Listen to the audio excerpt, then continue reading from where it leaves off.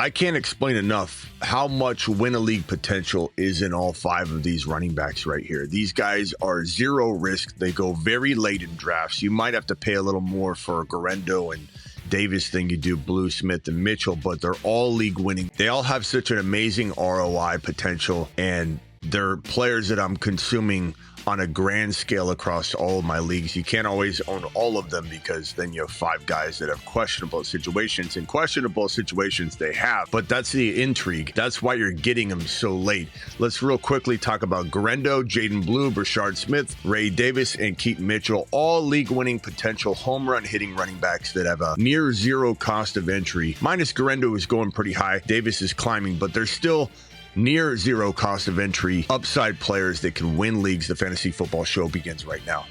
From the FantasyFootballShow.com studios, it's the Fantasy Football Show. Monday through Friday, 8 p.m. Eastern. Smitty is also live whenever news breaks. Let's start off with Jaden Blue real quickly, just because he's in the news right now. He's called lazy. The report that surfaced the other day that suggested that he's lazy is hilarious to me, and he clapped back right away. He clapped back in an amazing fashion, and he said, "They gon' feel me real soon. Production quiets all the noise. 100." This guy is going to explode, and the chip that was put on his shoulder by this lazy report. Talk about lazy. The report is lazy. Everything about it's lazy. A former Dallas Cowboys coach says Jaden Blue's lazy. Well, I'll tell you what, he's one of the most elusive, electric running backs in the class. Yeah, he's a little smaller, but I don't care about that. Achan's smaller. Bucky's smaller.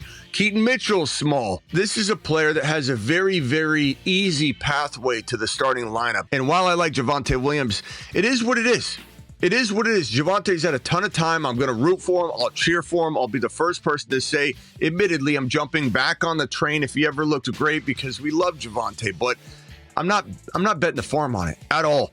I think Jaden Blue at cost of entry, I would bet the farm on, because you're not betting anything. It's a zero risk proposition. His ADP's in the 150s to 160s overall. That's absolutely crazy territory. He is a potential running back 1. If you say, Smitty, go find me a hidden gem running back 1 for his team, but that can be 10, 11, 12 in the league, an actual fantasy football low-end RB1, I would find you Blue.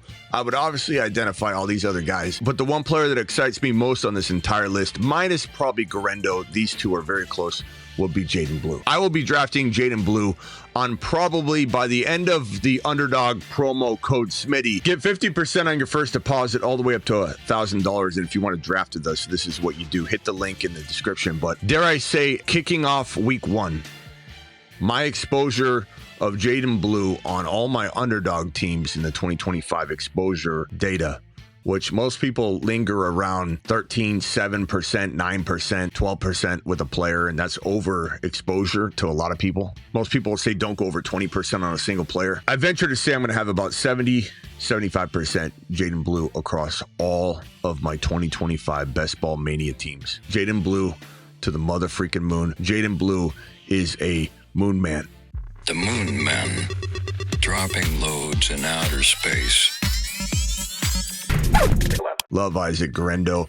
What's not to like about Isaac Gerendo? The answer is nothing. He's a 6 foot, 220 pound, 25-year-old, just turned 25-year-old monster. And he drops 5 yards per carry whenever he's out there on the field, 420 and 4 touchdowns. But the more impressive part was his receiving ability, which he brought to the table in massive fashion last year when Christian McCaffrey went down. And really, when Mason went down, we thought, okay, this team doesn't throw to anybody but Christian McCaffrey because Mason didn't pull in a lot of passes, but Gerendo is Christian McCaffrey-esque whenever he's on the field. 15 receptions, 152 yards, very, very elusive. This was a league-winning combo, Mason, Gerendo for us in 2024, and Gerendo's a midseason monster, as is Jaden Blue, as is, look at this list, Ray Davis, all these guys are on it. And if you're wondering where Mitchell is not just a midseason monster in kind of name. He's not on that list because we have him as one of the kings of the Revenge Tour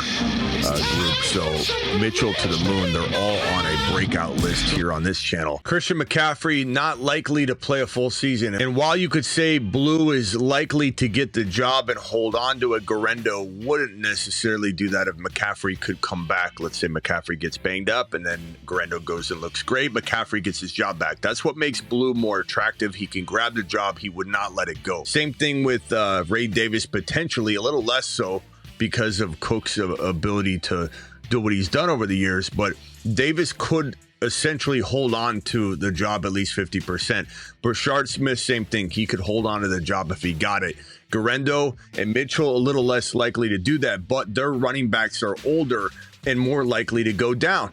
So it's kind of a catch-22 when you're looking at who has more potential long-term season value, even though Henry's not getting the job taken from him, but he could get injured.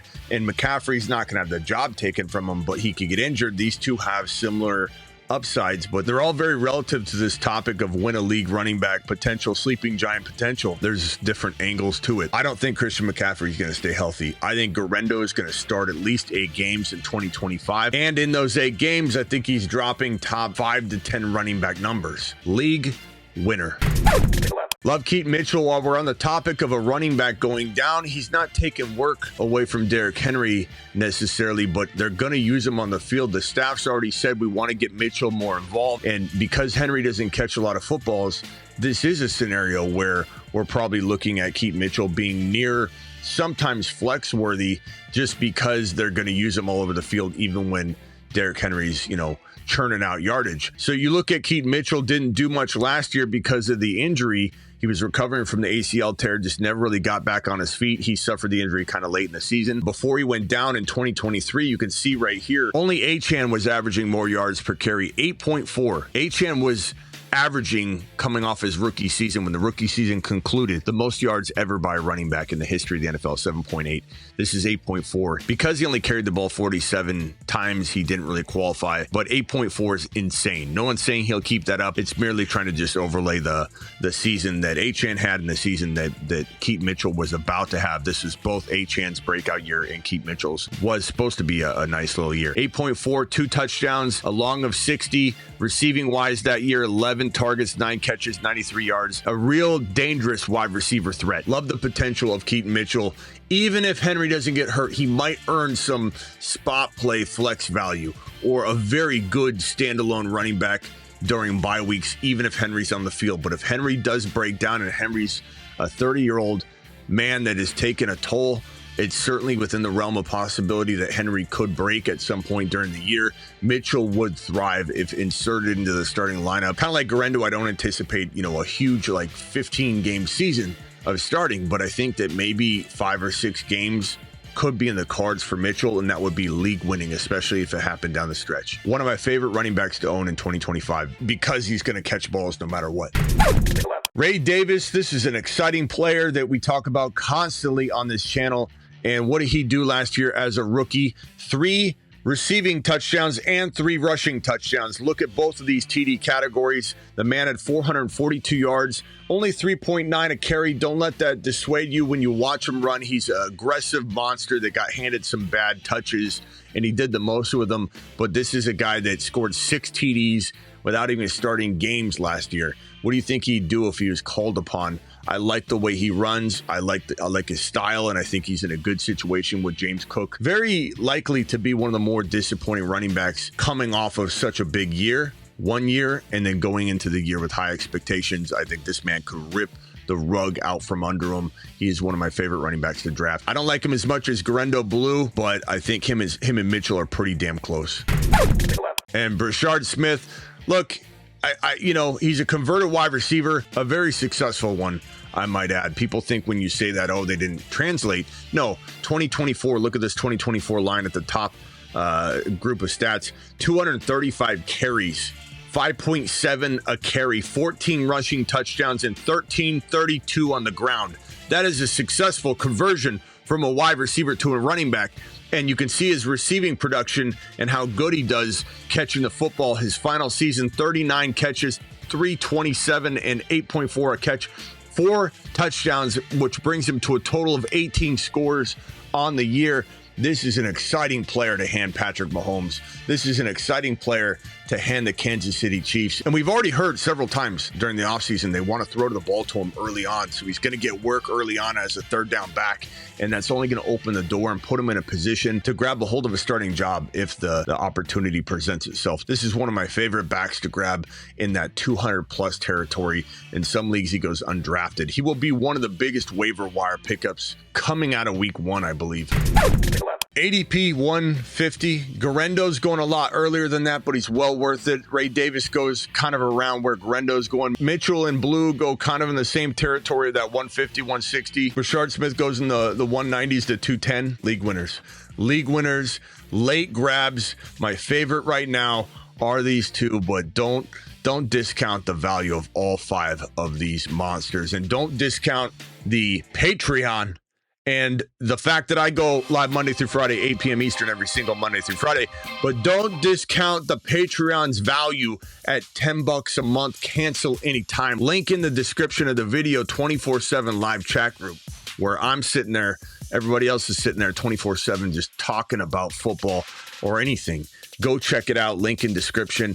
But I'm live Monday through Friday, as I said, at 8 p.m. Eastern every single Monday through Friday. Additionally, live whenever big news breaks. And I'm live midnight Eastern almost every single night. See you later.